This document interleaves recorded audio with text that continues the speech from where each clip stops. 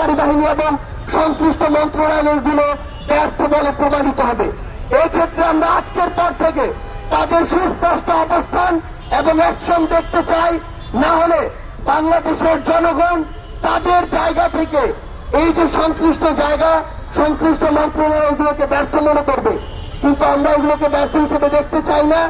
আজকের পর থেকে শুধু কথা নয়, আমরা কাজ দেখতে চাই এবং আমাদের নারীদের, বোনদের, মায়েদেরকে আমরা যেন এই সমাজে, এই রাষ্ট্রে তারা যতটুকু ডিজার্ভ করে এবং যতটুকু হওয়া উচিত ততটুকু জায়গা আমরা করে দিতে পারি, ততটুকু সেফটি এবং সিকিউরিটি আমরা সবাই ঐক্যবদ্ধভাবে নিশ্চিত করতে পারি। এটাই হোক আজকের নারী দিবসের আমাদের প্রতিজ্ঞা। সবার সাথে আবারও দেখা হবে।